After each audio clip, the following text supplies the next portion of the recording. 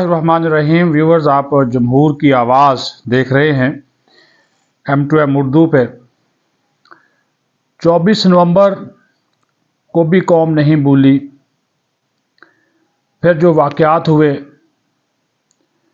फिर किस तरह रियासत को मफलूज करने की साजिश की गई और उसके बाद फिर रियासत के ख़िलाफ़ ही बेबुनियाद मनफी प्रोपेगेंडा किया गया जो ताहाल जारी है। मुल्क की मईशत को नुकसान पहुंचाया गया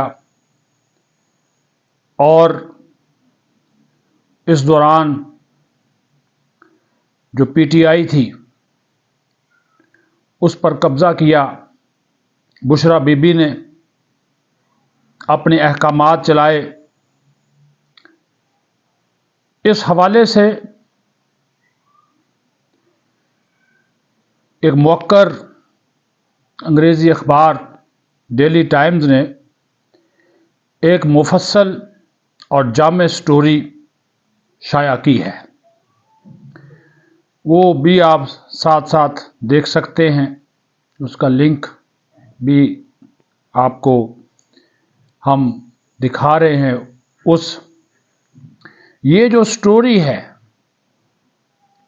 ये उन तमाम वाक़यात को जो है वो बयान करती है जो 24 नवंबर को इस्लामाबाद में होना शुरू हुआ और 26 नवंबर तक होता रहा। PTI का एहतजाज, फाइनल कॉल और फिर उसके बाद 26 नवंबर को डी चौक में मुबैना फायरिंग के नतीजे में जो हलाकतें हुई, उसका प्रोपेगेंडा, ये जो मुहिम चलाई गई, मीडिया मुहिम ख़ास तौर पर डिसइंफॉर्मेशन कैंपेन, उसको फैलाया गया। मसनूई ज़हानत जिसको आर्टिफिशियल इंटेलिजेंस कहते हैं, उसके ज़रिए वीडियोज़, तस्वीर बनाकर उसको जोड़ा गया और उसके बाद सोशल मीडिया के ऊपर एक स्ट्रेटजी बनाकर इस PTI वालों ने जो प्रोपेगेंडा करना शुरू किया और उसको अपने बयानिए के तौर पर इस्तेमाल किया और मुसलसल कर रहे हैं। और इसके ऊपर फिर हुकूमत का रिस्पांस, उसका ज़िक्र है, रियासत के रिस्पांस का ज़िक्र है और इस फाइनल कॉल, इस एहतजाज के नतीजे में जो पाकिस्तान के सियासी और मुआशी और समाजी इस्तेहकाम पर जो इसके असरात पड़े हैं, उसका तज्ज़िया किया गया है।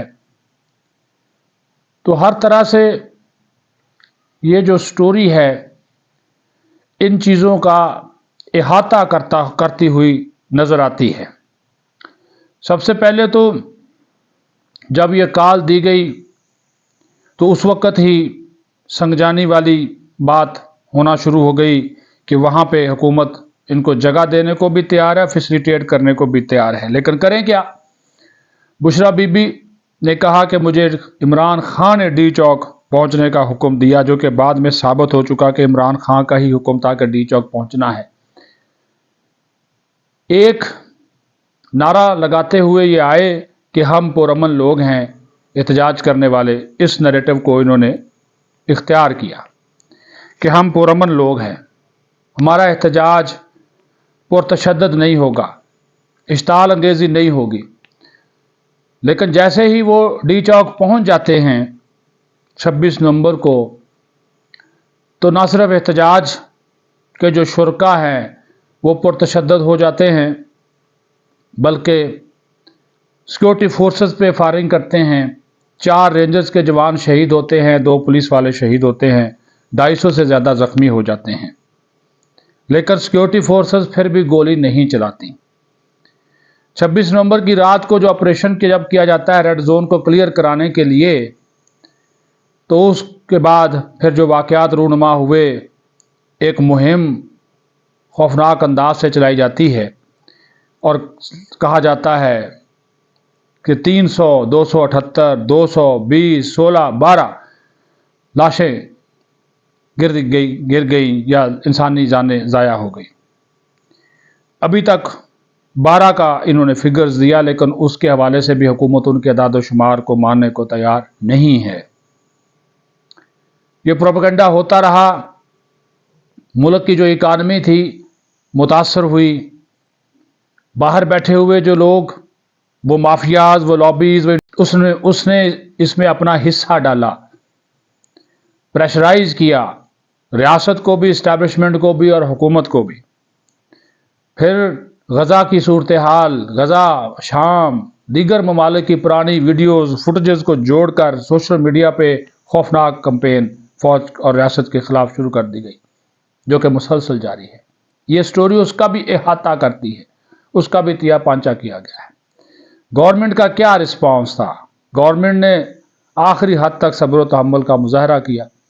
گولی براہ راست گولی نہیں چلائی. ہاں، ربڑ کی گولیاں استعمال ہوئیں، آنسو گیس کی شیلنگ ہوئی، لیکن براہ راست گولیاں نہیں چلائی. جن لوگوں نے چلائی وہ خواجہ آصف کہہ چکے ہیں کہ وہ علی امین گنڈا پور کے گارڈ سے، میں نہیں کہتا، وہ کہہ چکے ہیں، آن دی فلور کہہ چکے ہیں. وہ کہانی ہے، وہ واقعات ہیں. تو یہ سٹوری احاطہ کرتی ہے کہ جب پاکستان معاشی طور پر ٹیک آف کر رہا تھا، اور ابھی بھی معاشی طور پہ بیانیے مثبت ہیں، اشاریے مثبت ہیں، اس کے باوجود یہ کھیل جاری ہے. مسلسل جھوٹا، اور پھر سوشل میڈیا کے اوپر جو ان کے یوٹیوبرز ہیں ابھی تک مسلسل اس چیز کو جو ہے وہ پھیلا بھی رہے ہیں، پروپیگنڈا بھی کر رہے ہیں. جال سازی ہے، فراڈ ہے، دو نمبری ہے، وہ جاری ہے.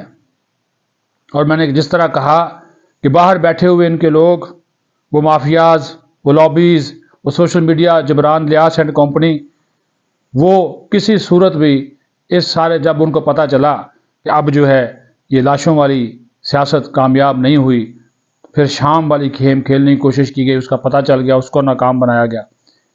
لیکن ٹارگٹ حکومت نہیں ہے، ٹارگٹ فوج ہے، ٹارگٹ اسٹیبلشمنٹ ہے. براہ راست ان سے یہ ٹکراؤ کی کیفیت میں ہیں، اور ٹکراؤ میں ہیں اس وقت پی ٹی آئی والے. اور اب جن لوگوں کو 9 مئی کے واقعہ میں سزا ہوئی ہے 25 لوگوں کو فوجی عدالتوں سے، اس کے بعد اس پروپیگنڈے میں، اس مہم میں اور بھی تیزی آئی ہے. یہ مسلسل جو ہے وہ اس کے اوپر جو ہے وہ لگے ہوئے ہیں. اپنی جو صورتحال ہے، اپنے جو معاملات ہیں، بیانیہ ان سے بن نہیں رہا. ایک سے بڑھ کر ہر روز ایک نئی کہانی گھڑتے ہیں. جب اس کو حکومت اور ریاست ناکام بناتی ہے، حقائق عوام کے سامنے لے کر آتی ہے، پھر نیا بیانیہ آ جاتا ہے. تو یہ لازمی اس مضمون کو پڑھیں، اس میں ایک ایک چیز ہے. کیا فائنل کال کیوں دی گئی؟ بشرا بی بی کا رول، پاکستان کی اکانومی پہ اثرات، ٹھیک ہے جی، ریاست کا رسپانس، ہلاکتوں کی حقیقت، سوشل میڈیا پہ پروپیگنڈا، اس کی حقیقت، بیانیہ، منفی بیانیہ، ریاست مخالف، فوج مخالف بیانیہ، کس طرح روکا گیا، یہ ساری چیزیں اس میں جو ہیں وہ موجود ہیں. تو اس وجہ سے میں نے موٹے موٹے نکات آپ کو اس کے بتا دیے ہیں. لنک بھی آپ کے ساتھ جو ہے وہ دکھا دیا ہے آپ کو، اس کو آپ پڑھیں، آپ کو بھی اندازہ ہو جائے گا. یہ بڑی ایک جامع اور مفصل اور تحقیقات کرتی ہوئی سٹوری، جس میں حکومت کے بھی بعض جو اقدامات اس پر تنقید جو ہے وہ کی گئی ہے، لیکن ان کا جو اصل چہرہ ہے پی ٹی آئی کا، وہ بھی بے نقاب کیا گیا ہے. اپنا خیال رکھیں. پاکستان زندہ باد.